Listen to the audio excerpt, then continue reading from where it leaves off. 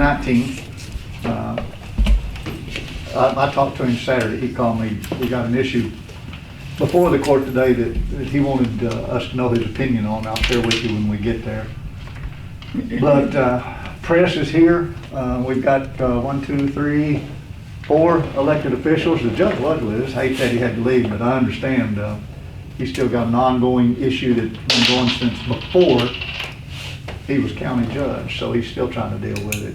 But if nobody objects, I'll go ahead and start 5 minutes early. Any objections with anybody? Ms. Harline, glad to have you back, ma'am. July 31st, the end of last month, we were at 58.33% of the year. The county figures, the number figures aren't bad, but they are slipping some. We're not holding as well as we have in the past. And so yesterday I spent over 4 hours just looking at the previous month's finances, trying to figure out where we're bleeding a little bit. And I'd like to have found some open gaping wound somewhere, and there are none. Just like we're bleeding a little bit everywhere, just a little bit. It's not devastating, and it's not just terrible. It's just not as great as it has been the previous 2 or 3 years. If you look at our total county general balance, we're 57% of the budget against 58% of the year. So that doesn't sound too bad in county general. If you look at the elected officials individually, we're all just banging right around budget. County judge is at 60% in his just personal county judge budget. County clerk's at 55, circuit clerk at 57, county treasurer 56, county collector 52, county assessor 57, and the county sheriff at 61. Again, I just tried to tear the budget plumb apart on the expenditure basis yesterday. The courthouse budget, we take care of a lot of different stuff. It starts on page 11 of your expenditure guideline and goes through page 14, but it takes care of a lot of different aspects involving county government and specifically the courthouses, and it's at 77% of the year. Other county that starts at page 15 and goes through 17 is at 75%. But now that encompasses repair and maintenance, building grounds and stuff, workers' compensation, public liability, other miscellaneous, and some of our service contracts. So, when we're running 2 budgets like that at 77 and 75, it begins to stack up. Prosecuting attorney's office is at 62%. Transfer to jails. Year before last, we had, it's hard to call it a windfall, but we did have a positive decision in the court, and Blyville paid us $900,000 in jail fees year before last, which really helped. But now this year we don't have that to fall back on, and our transfers to county jails so far through the first 7 months were just shy of $1 million. Now we had projected 1.7 million in those transfers, so it's we're tracking about right, but we're having to supplement our county jail already $1 million in our first 7 months this year. County roads not doing too bad. The road department's only at 47%, but when you consider some of it's like the landfill, some of the large, say 500,000 in asphalt or culverts, $250,000 in gravel and such. If we just don't expend one of those, it skews the budget just a little bit.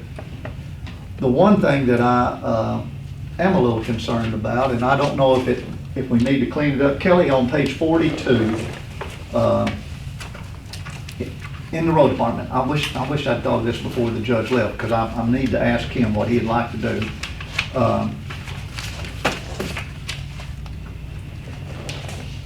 Gravel, dirt, sand, and slag under the county road department, 2027, we appropriated $250,000.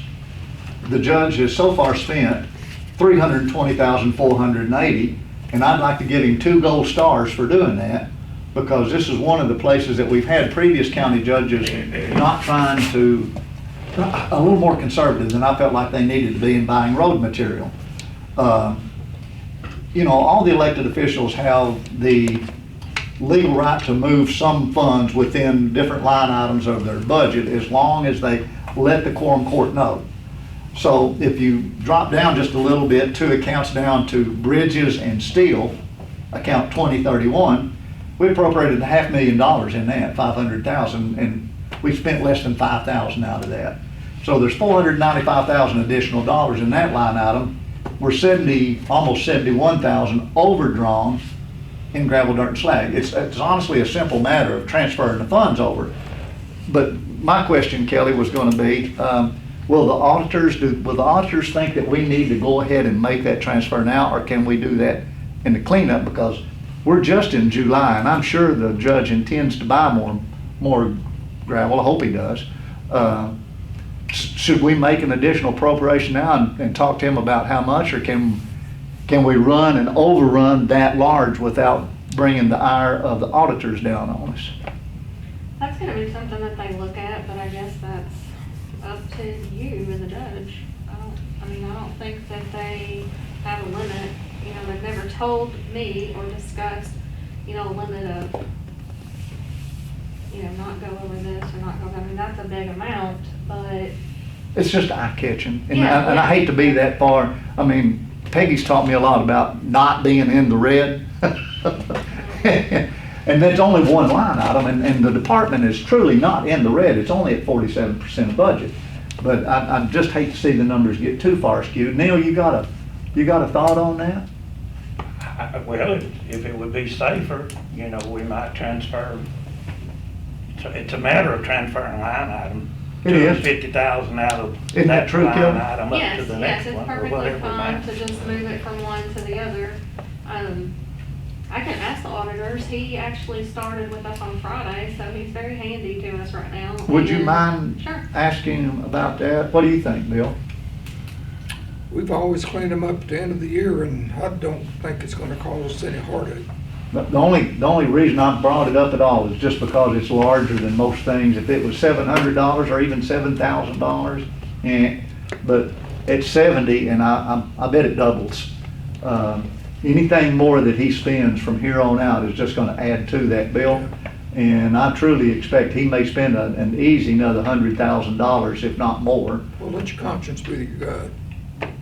This what? Oh, let conscience be our guide? Be your guide. Mm.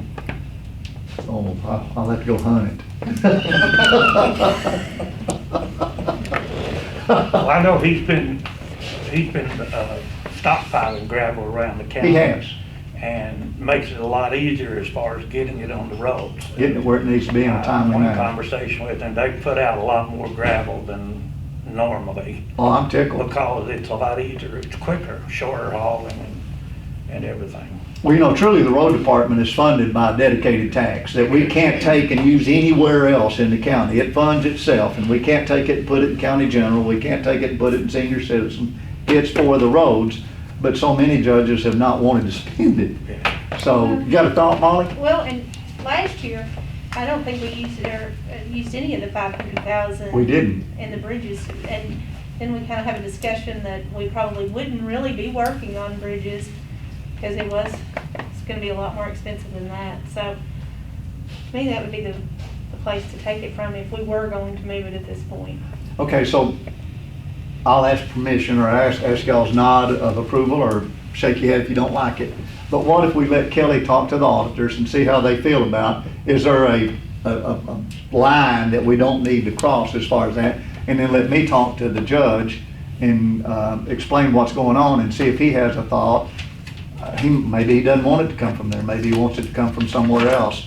I'm guessing at his train of thought that he will be spending more money. Maybe I'm just hoping he'll be spending more money on gravel. And but I bet he has an idea where he's going with it. And if he does, then maybe that'll give us an idea how much more money he's going to spend.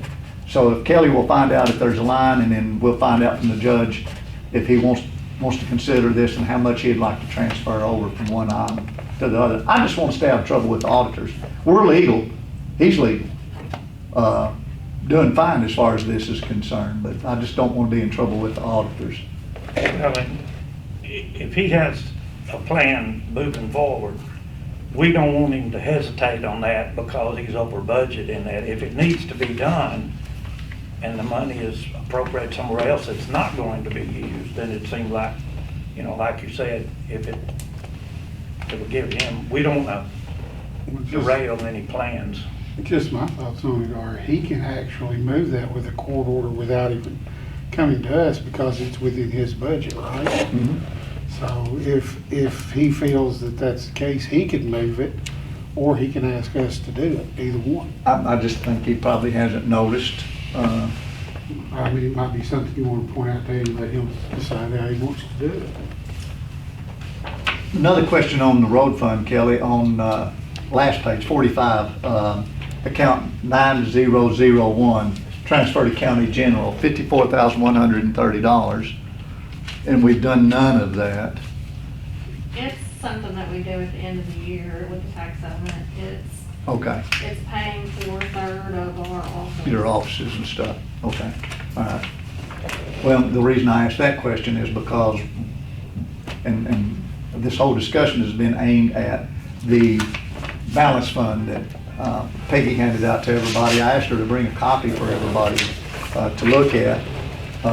If you look at that very top line item, that is our county general line item, $301,571.66. If you check that against my personal bank account, you'd think, wow, that's a lot of money. But if you check it against where we were last year, we're broke.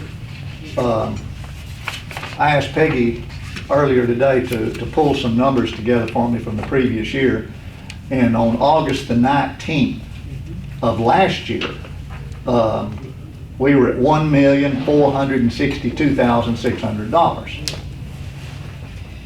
So we're 1.1 million behind what we were last year. Now, we had a couple of tax collections that helped us, and maybe we'll get those again. But we don't know that we're going to. I mean, we'll eventually get them, but not tomorrow. Our payroll, which runs every 2 weeks, will run over $200,000. So we're at 300,000 today. They make the next payroll. We're down to 100,000. Peggy, there was something else you were mentioning to me too that's coming up that we got to pay. We got payroll and insurance. Insurance was the other thing. Yeah, in other words, we're fixing to zero it out. And we don't have any dedicated, sure enough, we know we're getting money coming in until probably October, which means that we may be looking at cashing in a CD. In fact, if we don't get something in the next 10 days, I'm positive that we will. Sir? I was just curious how the revenue is coming in. Well, the revenue for July was, above what we projected in county general and county roads. What about for a year? Do you have that? It is still above what we projected. Still above. So if the revenue's still above and the balance has gone down, that means the expenses have increased quite a bit somewhere. Which is why I spent so much time yesterday trying to go item by item by item. I've got so much red ink in this thing, you'd think it was printed in red, just circling stuff that caught my eye and raised questions. But there isn't any one gaping wound, like I said. It's just a little bit everywhere, and it's just everywhere. And some of it is COVID-19, some of it truly is, because we've had an uptick in purchases for safety equipment, sanitizers, Lysol wipes, stuff like that, but not $1 million worth. Some of it is due to the added expense of living in Burdette, not in Blythe. That's greatly increased our expenditures. We've increased personnel in a couple places. We've got more janitors, we've got more people in the courthouse. It's just, there's no one item, it's just a lot of little items that's gathering up together and we're bleeding. Now, we'll catch up. We're not broke. Please don't think that we're broke. But we're not near as healthy as we were last year at this point in the game. You know, we've been able to put back a little bit of money almost every year, but, yes, sir. What about the Big River Steel check should be coming in within the next 30 days? Well, we hope that it does, and that's the one actually I was referring to, Harley. We got it last year, August the 9th. August the 9th last year. Make a big difference in us if we got it It'll be a again this little more year. this year because of their assets that they turned in. When I figured it out, I don't remember exactly how much it is right now, but it was a pretty good increase. Well, it would keep us from having to cash a CD in if it comes in, but now it's truly not due this quick. They were just good enough to pay it this quick last Now, year. the school's kind of looking for it too, so. We might need to contact the city of Osceola and see if they have it on their desk. I'll check and see if they did. That's mean, been that would known, that's really been known help. to happen. They could have it. They could have it and it could be sitting on their desk. That's right. If we take something out of the CD, when that check comes in, could we just not put it back into the CD? Did you hear the question? Yeah. I think it would be worth our time to check with the city of Osceola So who's gonna do that? first. I think he said he would. Harley, you gonna do that? I'll take care of it. Thank you very much. Glad to have you here today. Thank you. So, what am I saying? We're not bad. We're not great. The courthouse construction is moving right along. Molly, any comments there on expenditures or? No, I think we're holding expenditures in the budget. We haven't really, just a couple of things that popped up. You know, we had some additional expense on the Osceola roof, but it still looked well within budget.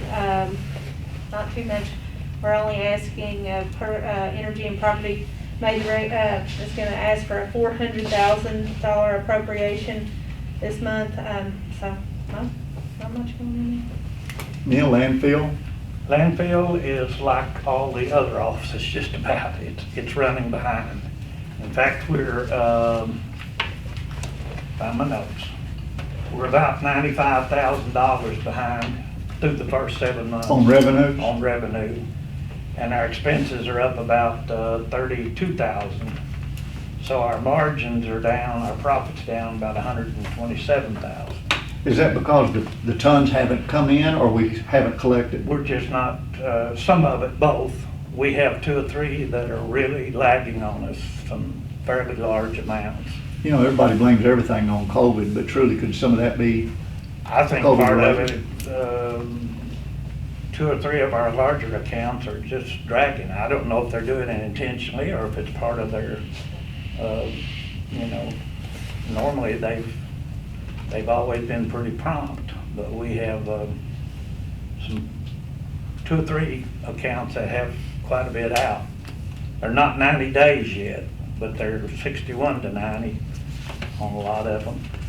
And our expenses are up, like I said, 32,000. You can account, most of that really was that $48,000 payment we made to close out, you know, the 10% holdback. Mhm. We made that. We didn't have that last year, so that pretty well. The expenses are staying pretty well in line. Yeah, we're just short on revenue. Revenue's down. When we have a shortfall like this, you know, there's 2 different things, either revenues are down or expenditures are up or both. And so we're having a little bit of both with that. And like I'm talking, we're 1.1 million down from where we were this time last year in the county general.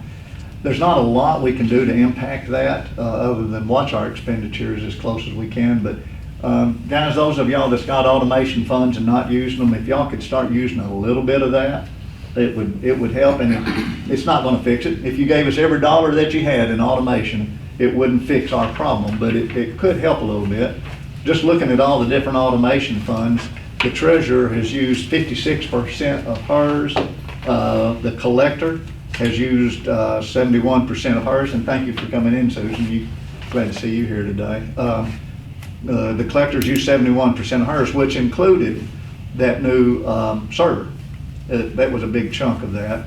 The court automation fund has overdone themselves at 108%. Miss Janice and Harley, y'all could help just a little bit if you would. Harley's at 11%, and Janice hadn't used yours yet, but I know you hopefully will begin to. Go ahead, give me a smile. But it would help if y'all could start using those just a little bit at least. We're 7 months through, and we're going to give you anything you need. So we're going to be working with the circuit clerk. She's been trying to get with Peggy and I to balance out some of her accounts we've gotten kind of out of whack on some of her recorder funds, and we're going to be rebalancing those. But I really don't know how she wants to go until I get to talk to her. She's tied up in a long jury trial at the moment. Okay, with that said, first thing on the agenda that I've got is appropriation ordinance for the courthouse renovation project. Miss Molly, would you want to present? Sure. Yes, so Energy and Property met last week. Again, we're just basically tracking the budget. There's a few numbers that are fluctuating, but not anything great. We did not see the pay app number as of Kelly, do you have it yet? I did get it Friday. Okay, how much was it? It was actually under 400, Okay. but I don't know the exact amount, but it was in it. That's okay. So what we've been doing, at the suggestion of actually Justice Ash there, was just simply reappropriating what the C&I expenditure is, since that's typically the largest one. And so we made a motion for $400,000. You know, just to clarify too, when your committee looks at that, you're looking at the big picture. You're not looking at individual little bitty line items that $50 for toilet paper or Lysol wipes, or you're just looking at overall, and you're not trying to actually control. You're trying to cover the expenses as they are related to the budget. That's right. We're actually, and we did take a look at 4 or 5 bills last week that, were not in the budget and that we did not expect but had already been paid. So those are things, basically we're just tracking the budget monthly and making, just with another set of eyes and making sure that we're following along and that nothing's getting out of whack. Okay, and still it hasn't changed the way we meet the law and appropriations ordinances and the judge's oversight as far as expenditures are concerned. No, there is, so with this, if we do this appropriation next week, there will be approximately $1.4 million in appropriated money for the next month. I mean, that should give him plenty of room to operate daily. Yeah, you're not keeping a chokehold on anybody in any way. No, we certainly, most of the expenditures we don't see until after he signs off on them. So, you got a motion? Yes, I make a motion that we appropriate $400,000 to the courthouse fund. Second.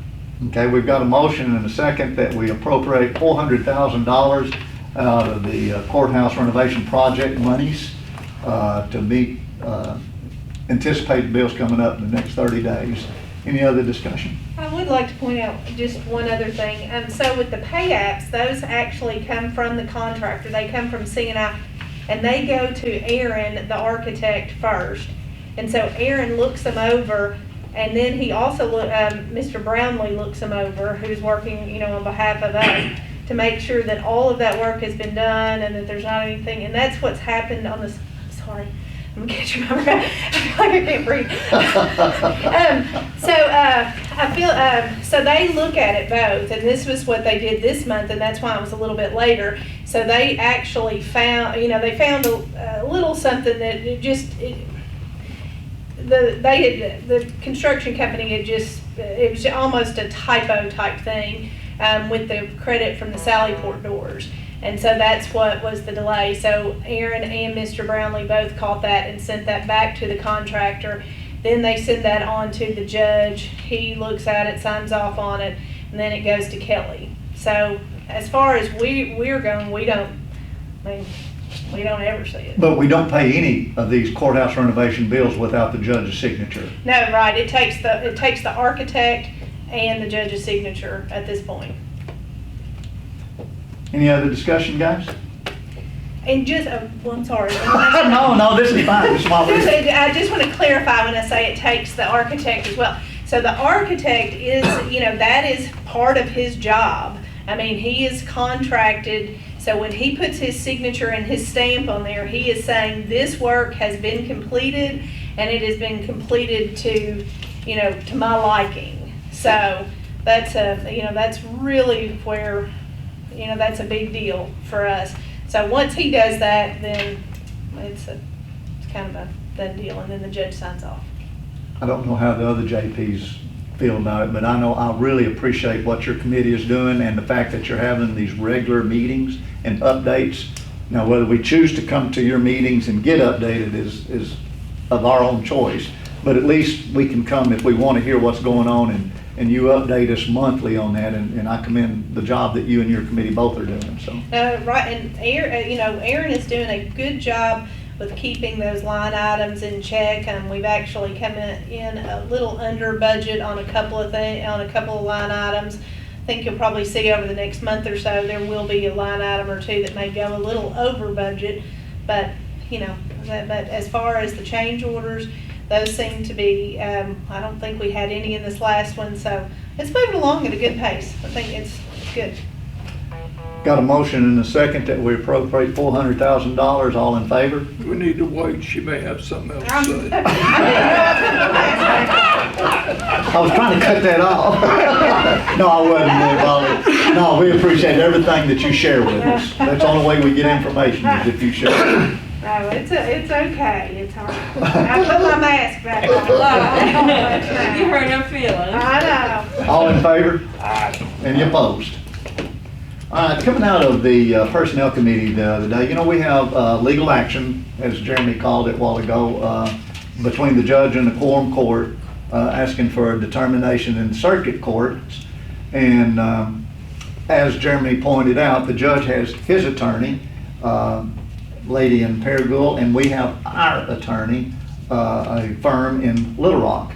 And we've not appropriated any money to pay our attorney. Now, our attorney has not sent us a bill or anything yet, but he will. That's a promise. We've noted a couple of times that we will be billed at $200 an hour for the work that our attorney does. Jeremy told us that that's very much in line with current practices and billing for legal representation. So we need to appropriate some money, and we talked about this in your committee the other day. Yes, sir. We recommended $5,000 out of committee to be put aside to pay for this and future, because we don't know how long it's gonna last. And we also had some discussion, Kelly, about where we would put that money. Well, I think the discussion was to put it under the Quorum Court's budget, and we talked about just adding a line for professional services / legal advisor, like we have under the county judge's budget, and we can do it that way if that's how you prefer. Everybody here and understand? I move that we create that line item that we funded for the amount of $5,000. Any questions, guys? Some of you weren't here the other day. Any thoughts or any comments? Justice Nelson? Let it go. Isn't that a song? Could be. No further discussion, all in favor? Okay, so we'll appropriate $5,000 into a new line item, professional services / legal, under the Quorum Court's budget. Also coming out of Personnel Committee, Miss Janice had a request. I think Martha Best is set for retirement eventually. I wish her well. I'm going to miss her. But Justice Ash, you want to present that? We did meet. We discussed giving her, it will be like a seasonal or part-time position. I think we made to fund it with about $2,500. She would pay, basically Martha has agreed to come back during the election and help her with that election and with training the new person through that time. So she figured it would take about $2,500, about 3 weeks and 2 days is what it looks like, is the time frame we're talking about. So that's what we sent over. We created that position and rescue funded it at $2,500. Janice, comments, add to? Just that, with Martha leaving Friday, even if I'm gonna hire someone, but I cannot get her trained well enough to function during an election. So I just basically need Martha to help me.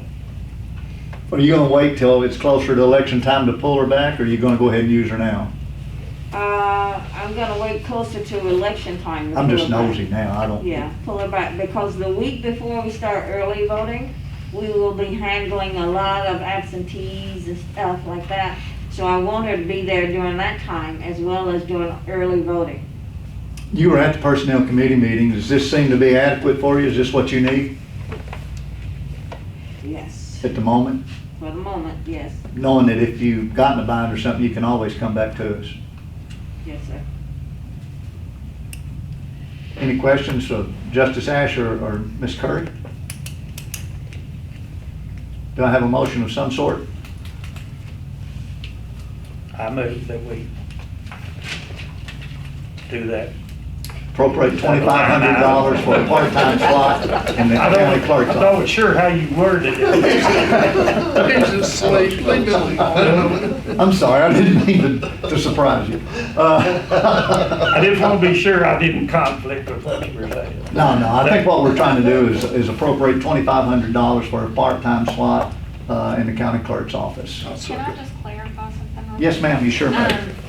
I did the figures based on, Ms. Curry's thinking that 3 weeks would be sufficient. So it comes to less than 2,500. If you're wanting me to add or do the line items for 2,500, I mean, is that what you're wanting to do? Yes.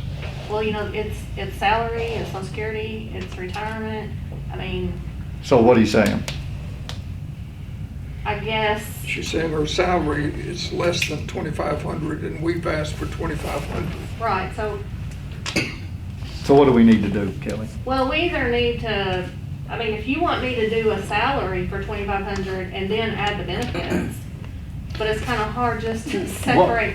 I you think know. I can clarify that. We said we would pay her at her current rate of pay. Mhm. And what we were trying to do was allow enough to cover benefits, and then if she needed a little bit extra time, she would have it. So I don't think we're setting a salary.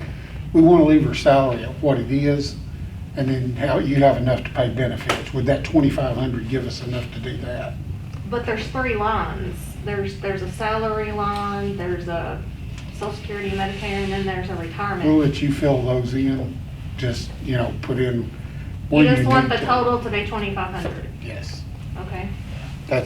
That way, if she needs her 3 weeks and 5 days, if it's enough to cover it, we're good. If she needs her 3 weeks and 2 days, we're still enough to cover it. Okay.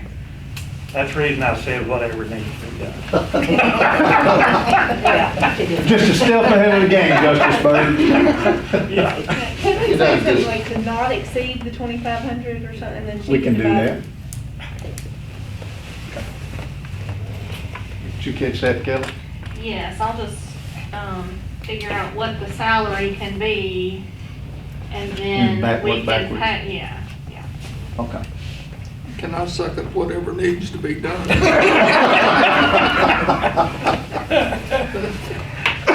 We've got a motion that's taken on the table to do whatever needs to be done. All in favor? Any opposed? Okay, we have Ms. Bennett back again today. I was not there at the regular Quorum Court meeting. I don't even want to explain exactly how great a time I was having while y'all were meeting, but it did involve my grandchildren. So, Ms. Bennett brought to us a request for some help with the school, and also coming out of Personnel Committee. Again, we have the request for this SRO. Even though the SRO will be paid by the county, and it'll be a pass-through thing. We'll still have to appropriate the money. Do you have those dollar figures? I do, right here. Do you have those Kelly dollar has figures, them, Kelly? she You got supplied them? them, so. Okay, so, and the pass-through thing for the school resource officer, SRO, school resource officer, guys, salary in the amount of $34,121, Social Security Medicare at $2,610.26, retirement at $5,227.34, insurance at $10,460, for a total of $52,418.59. $52,418.59. It's passed through.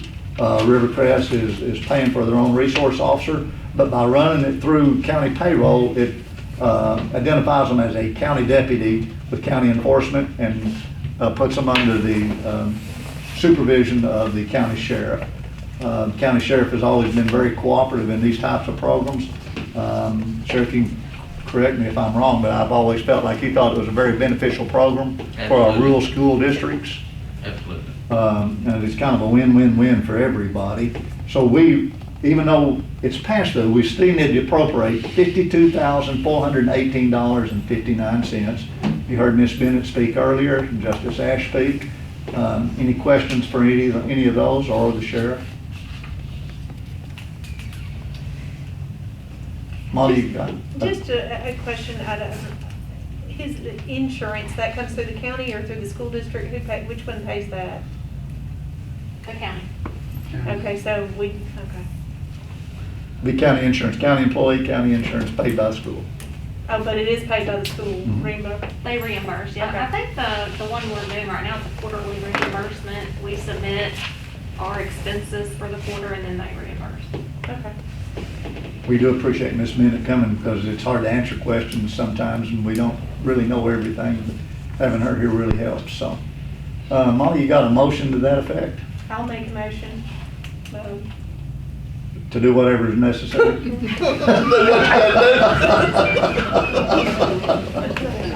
Those motions are a lot easier.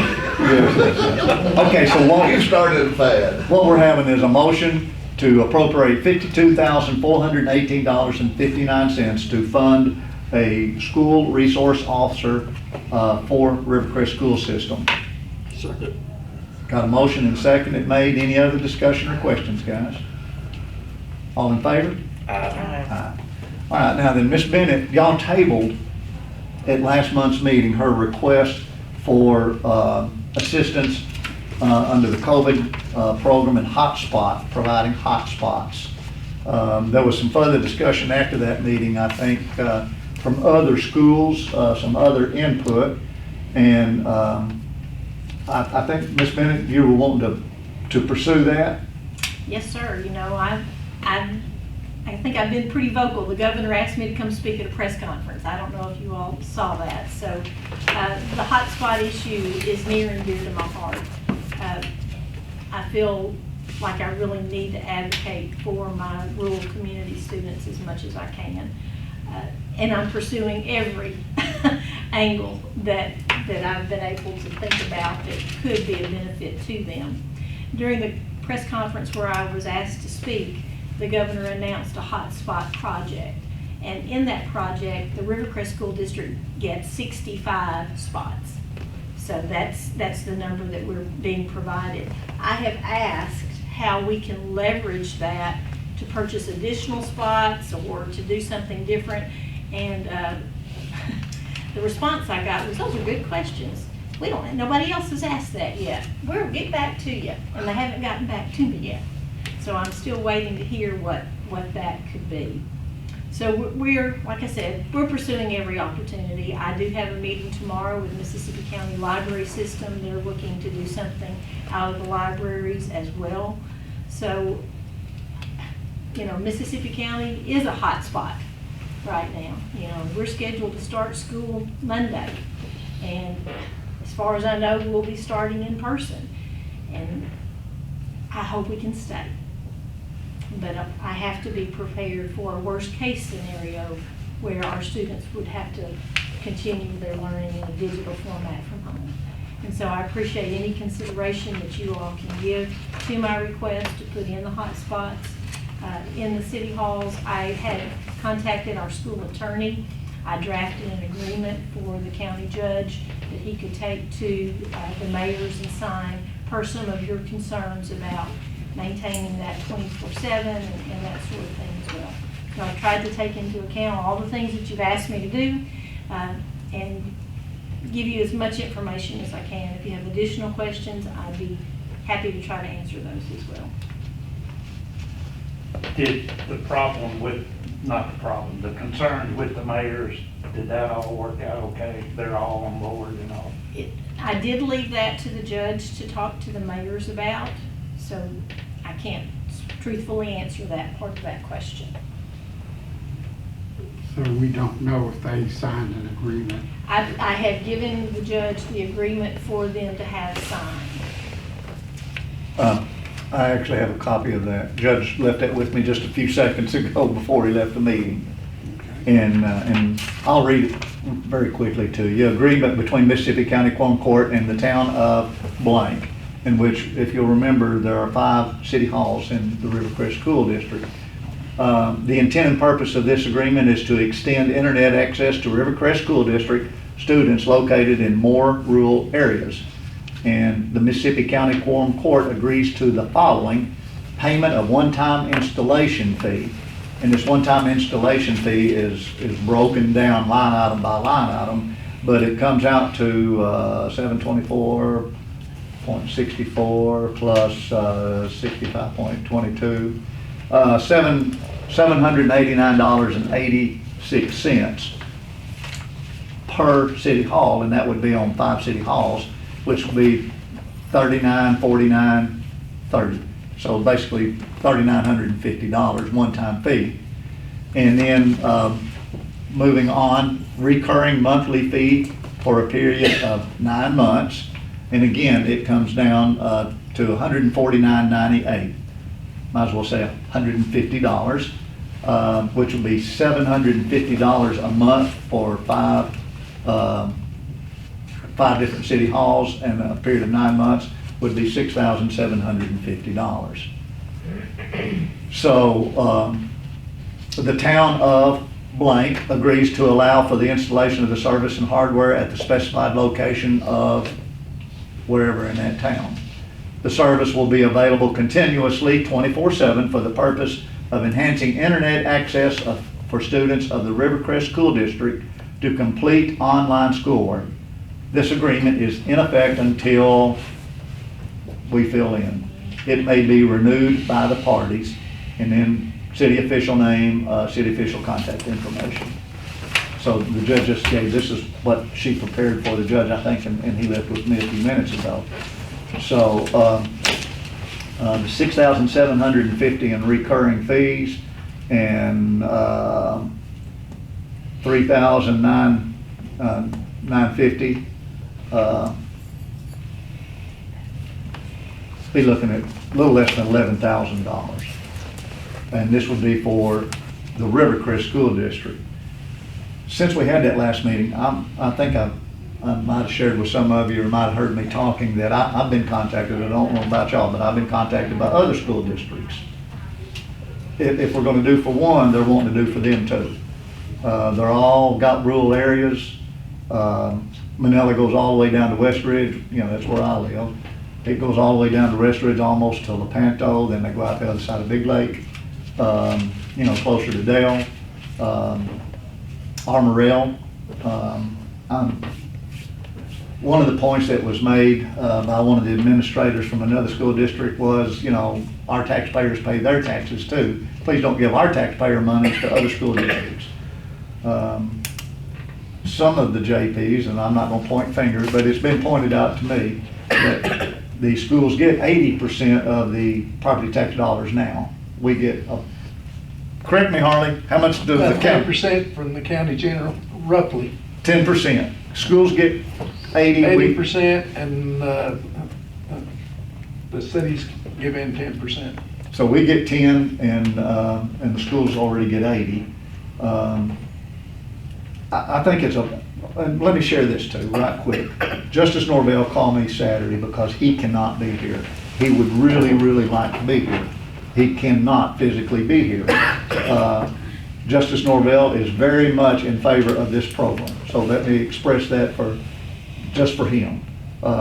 He leaned on me really hard that he is in favor of this. And he's not only in favor of it for Rivercrest, he's in favor of it for any other school district that presents a program to it. So I just wanted to share that with you. I promised him that I would give you his opinion. But if we do this, I promise you, we're going to get every other school district presenting us with a program. So I'm not saying that's good or bad. It's just want you to understand where we're going with this. Now that I've talked and talked, I'd like to hear some discussion from y'all. We've got 9 of us here and I'm 1. Well, I spoke at the full court, and I spoke against it. I haven't changed my mind a bit. They currently get more of the money than we do. Matter of fact, they get an enormous amount. Superintendent Bennett got this federal grant. I think she could have spent some of that money for the internet, but she didn't. That's her business. 10% of the tax collection operates the county government. Everything else is 10%. And I don't see them getting 80% and then getting into our 10%. Eventually, our 300,000 in general revenue is going to be 200,000. It's not equitable. It's not fair to the rest of the city's citizens. This is just not something I can support. I think it's something the school district, it's a small amount of money for each one of them. I think it's something that they can find the money for. They just have to give up a couple of footballs or something in order to do it. I've been in education, retired from education, I understand. You just have to make choices on what you do with your educational dollars. They made a choice. It wasn't the right choice at the time. I don't think this is a proper way to spend the few dollars that we have left. And I think it's a bad expenditure of our money. That's it.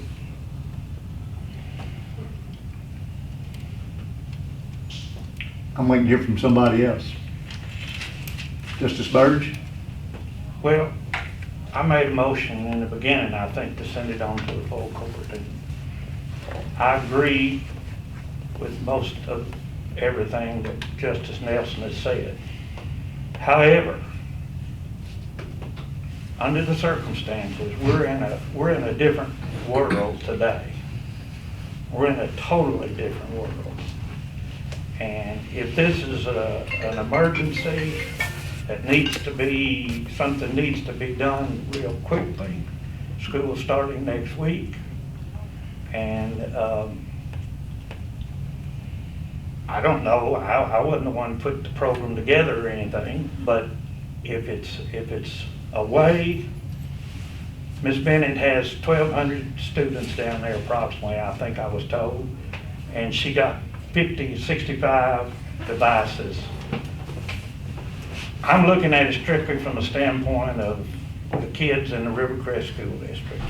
And I know, I live at Gosnell, and I know Gosnell's probably gonna want all this and that. We all understand all that.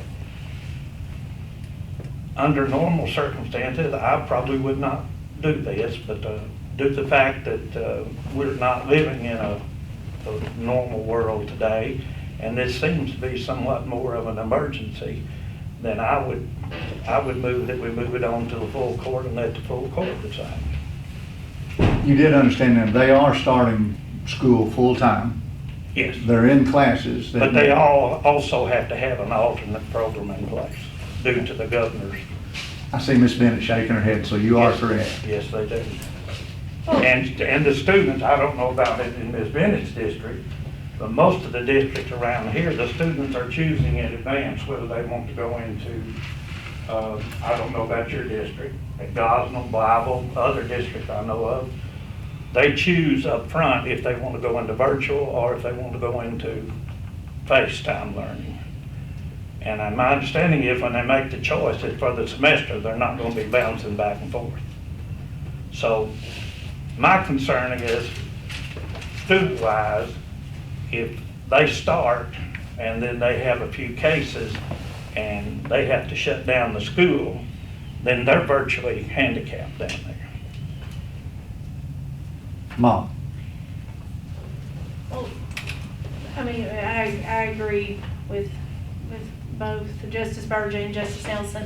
I think that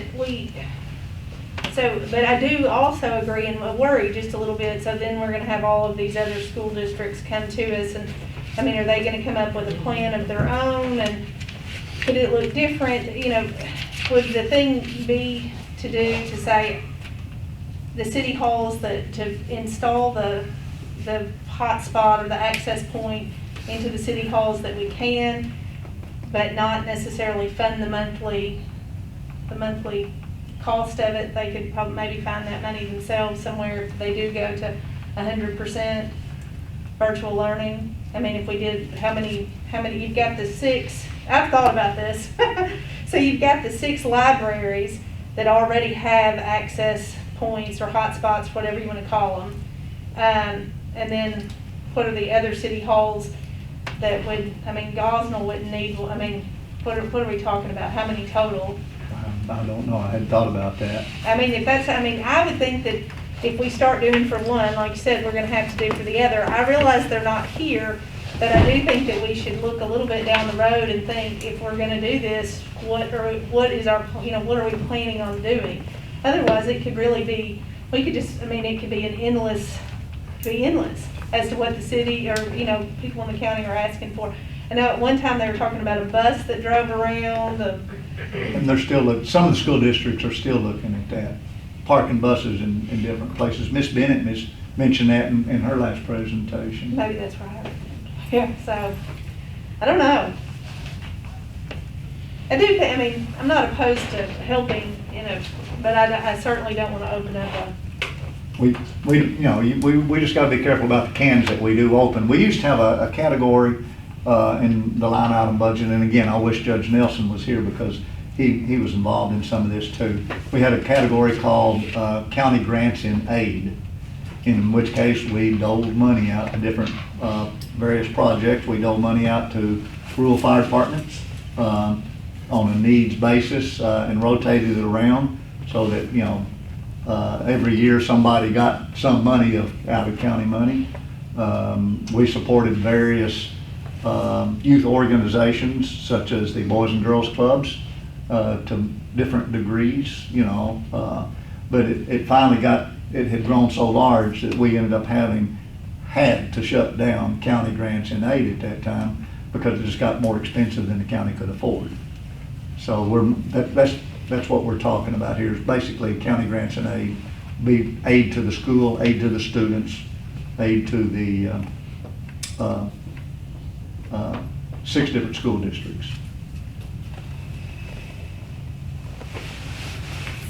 So what are you proposing, Molly? Anything in particular, or just asking questions? I'm just kind of giving my thoughts. I'm not really proposing anything other than I think it would be better for us to come up with a plan as to what we are prepared to do or on a county-wide instead of waiting.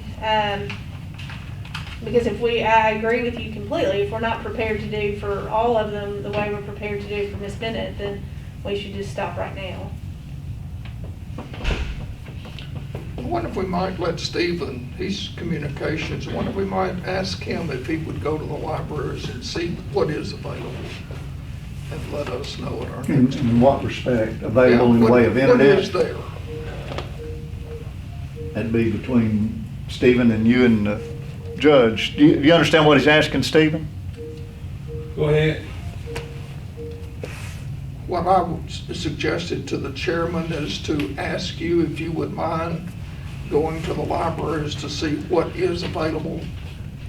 What kind of internet access they have, Ethernet,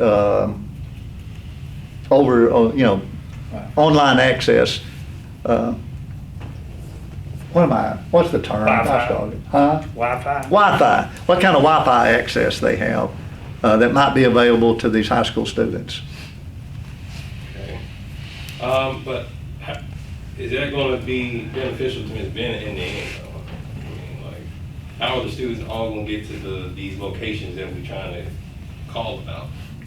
Well, right now, I mean, I'm just saying, right now, if we start looking at the county as a whole, because it's been suggested that there's all sorts of spots all over the county that don't really have access. So you've got 6 libraries, you know, how could they help in this, you know, they're already set up, so how could they help? And then if we, you know, if we put an access point at the city halls, then we'll have more locations. It's my understanding that the libraries do have Wi-Fi available, but they turn their router off at 5 o'clock. Didn't So- you already say that? Yeah. Why not just leave them on? I mean, that's gonna give you 6 locations. I am meeting with the library system tomorrow. I'm rattling every chain I can rattle, so. You know, I mean, if we're gonna give any money to do this, I think that we hope that it solves at least a little bit of this problem. You know, I did talk with Mr. Walters at the library. He did tell me that he's applying for a grant that would enable him to have additional hotspots that he could check out. But he, you know, I don't know when he's thinking he'll see that. I'm meeting with them tomorrow, so. Justice Ash, you wanted to add or I ask? just want to ask a question. Ms. Bennett, I understand that this is a situation that's come up this year. But obviously, and I'm just going to express my opinion, I think we're going to be dealing with this for the next few years. I don't think this is going to be a short-term fix. After talking with my wife and learning several things about this virus. So my question would be, are you prepared next year to look at carrying this month-to-month charge in your budget? I can certainly look to do that for sure. Yeah, absolutely. because I realize that we may need to help the first year, but I would hope that you could look at, I realize your budget's already set for this year, and you're trying to get to the point where you know you can provide a service to your students. So I would hope that everybody would be looking at this as just a helping hand for this year. Absolutely. Have you thought about, and this was a question, I looked at my wife a lot and asked her what she thinks about it. Have we thought about how the kids are going to get there? Let's say in January it's 20 degrees and it's been raining. Well, let's not say 20, let's say 33, because that's cold enough. I wouldn't want to be sitting out there in the rain trying to get homework. Are all these children going to be able to get to these locations to get that? Or are you going to have some way to help them with that? All of that will depend on what the virus does and what our Department of Health guidance happens to be. We could certainly, if we can transport, you know, we could do that for sure. But my thinking with thinking about city halls is in most instances, they're centrally located in a community anyway. And a lot more accessible than trying to get to Rivercrest, which is out on the interstate by itself. Well, what I'm looking at is like, we'll take Armorell as an example. Armorell wouldn't have another city hall in there. Manila probably would. I think Etowah has a city hall. I think they do. But outside of that, there's the other school districts pretty much, because Armorell and Rivercrest are the only two that are completely rural that we're having to provide SROs at. So that becomes another subject, you know, how much are we going to try to help everybody else? Because they do have the largest land mass area in their school district. And that dictates how many students they're gonna have living there out in the county. So, you know, there's a couple of questions I ask, and I'm the one who asked them about this, this agreement with the city halls. Because I would like to see those signed by those mayors just to make sure we're gonna get their cooperation to do this. But I'm not on this committee, I'm just asking questions. I'm not necessarily expecting an answer. Well, the long-term problem, Rick, like you said, is this is gonna be an ongoing problem.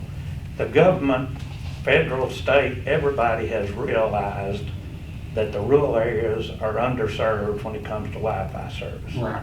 They're pumping, the federal government and state government pumping billions of dollars in to get that solved. But the virus got here before the money got here. And, you know, there are plans in the works to get internet service. They have very little internet service in the south end of the county. And over a period of 2 or 3 years, that will probably be resolved. But the virus got here first. Yes. And no one knows. I can assure you that every superintendent and everything in Arkansas and a lot of other states, they're holding their breath, hoping when they open school that everything goes all right, because no one knows what's going on. I agree with that.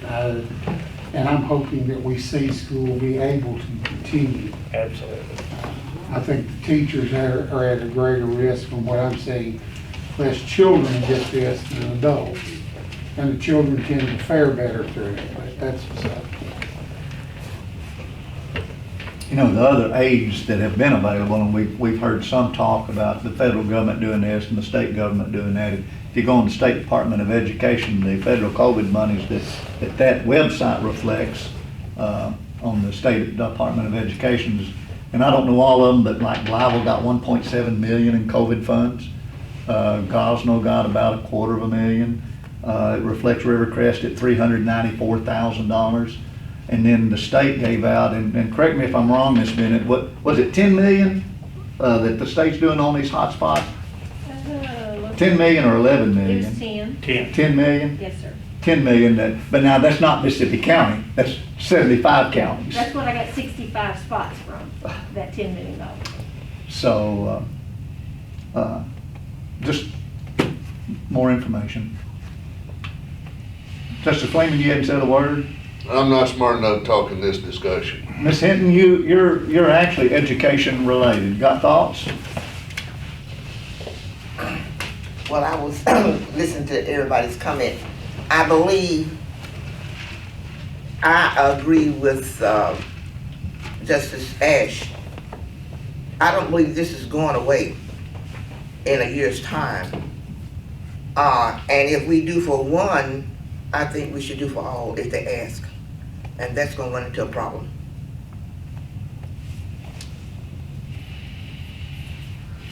Ms. Hepler, you haven't said much. You don't have to. Taking it in. Huh? I'm taking it in. Okay, you don't have to. Well, I would like to. I see this as an emergency, you know, same way as just purges, and, you know, we can set a time limit on it, you know, we can only help this 1 year. But at least try to help them, because, you know, it's not the kids' fault that they're not gonna be able to get their homework. Justice Burge made a suggestion. I don't think he made a formal motion a while ago. Our next regular quorum court meeting will be next Tuesday at the Burdette Courthouse. And yes, we do pretty much have the full court here, but At Burdette? excuse me, Osceola. Thank you, Justice Fleeman. You're supposed to. Justice Fleeman has kept me straight up here where I'm supposed to be going. No, it'll be at Osceola Courthouse. Justice Burge, a while ago you made the motion that we move this on for full court consideration at the regular quorum court meeting. I did. Would you like to make that in the form of a motion, and then we'll just take a vote when? I move that we move it on to the full court for consideration. Do I have a second from the committee? I'll second. I think it's something that we should all vote on.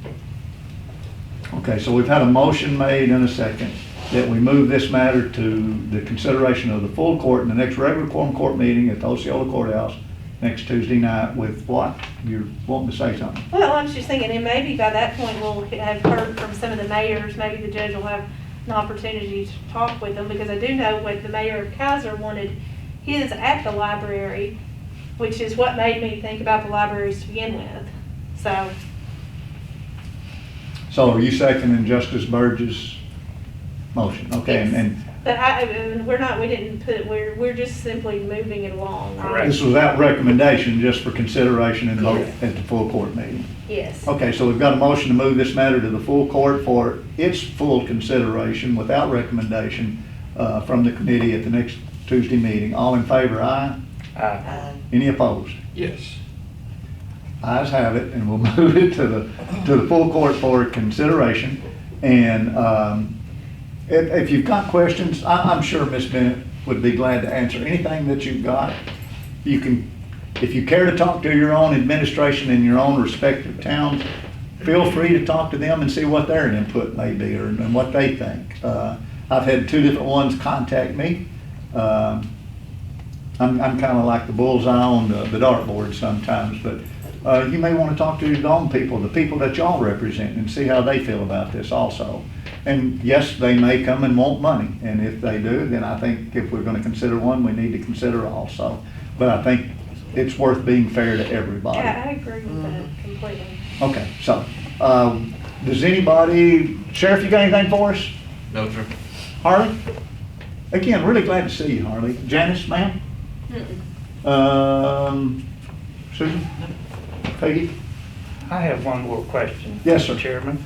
On our printout, I noticed that there's a lot of charges involving something new. Jeffrey Brooks having to do with Wi-Fi, internet, or email service.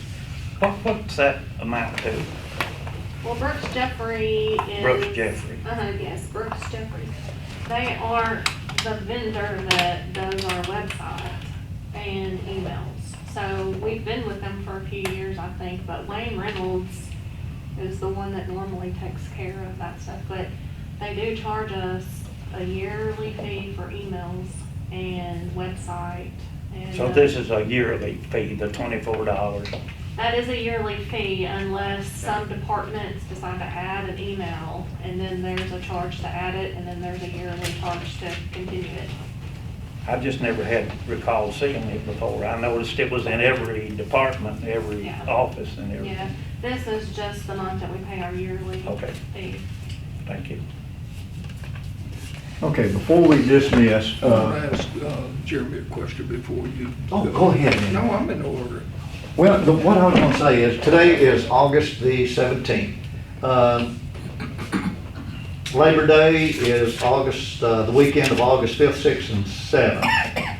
So the following Monday after the Labor Day weekend would be September the 14th. Budget. Guys, we've got 1, 2, 3, 4, 5 elected officials here. It seemed like the budget was out forever last year. Oh my gosh. It was excruciating in trying to put all that together. So, of course, the first couple of meetings will be regarding revenues. We got to find out what our revenues are anticipated to be, so we got to know how much money we've got to spend before we can start spending it. But please start considering what you're going to want and need for your next year's budget, and we'll start that process September the 14th. I'd really like for y'all to start submitting by October the 1st, if you can at all, please. Start submitting your request, and you can amend them if you need to as we go. But consider an October 1st submission date for your 2021 budget proposals. We'll entertain anything. Might turn them all down, but we'll entertain anything. But please start working on that, and we want y'all's participation and working on it and looking at it and give it your serious consideration. Again, looking at today's budget, we're not broke, but we're not rich. One thing I haven't shared, Chase, the salary comparative program that we do, we have gotten it. I haven't talked to anybody else about it. I glanced at it myself, and quite frankly, I'm a little disappointed. As much money as we have given in bonuses and raises over the last several years, we haven't moved as far up the ladder as I would wish that we had moved. We're not bad, but if you'll remember in the Jessup comparative salary schedule, there are quartiles, 1, 2, 3, and 4.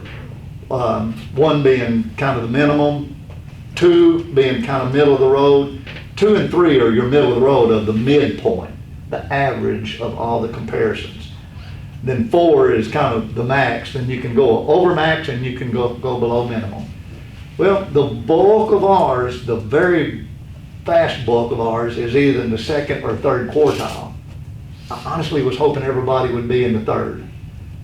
And because of, not recession, but explosion, they're not. We've got a lot still in the second quartile, and we still have some in the first quartile. We don't have hardly anybody. In fact, we got maybe two in the max, over max, yeah. So we're really gonna have to consider our salary schedules and look at the Jessup program really hard this year as to what we're gonna be able to do. If you remember, I don't think we did much of anything this past year. So just keep that in mind. Again, a 3% raise, just a general number. A 3% raise is somewhere between $250,000 and $300,000 on the basis of our current payroll. We need to be looking at some of that in consideration with all this too. In your budget proposals, please don't put raises, just look at the other stuff and then let us deal with the raises as a whole so that we're not dealing with individual here or there. And we'll try to do big moves, but gosh, I'm trying hard to get us up on that Jessup schedule and payroll pay, but we'll look at it. Anybody that cares to, that wants to look at it, either contact me or Kelly and we'll try to get you a copy of it, but we'll be, in the next month, we'll be looking at that pretty hard also. So September 14th, we'll start revenue budget. October 1st, I'd like to start getting in some of y'all's budgets for us to start reviewing and work through the process. We try to have them ready by our November regular quorum court meeting to put the whole budget together. Justice Nelson. Jeremy, does your law firm work for commercial collections too? Yeah. Have since, I moved back here in 2004. And probably within a year or two after that, I've done that since. So 05, 06, something like that. I just wanted that on the record. Thank you. That's it. Anybody got anything? Jeremy, County Attorney, you got anything that you want to share? No. Appreciate everybody coming. Cindy, you got anything for us at all, hon? No, sir. Thank you very much, guys. Meeting adjourned.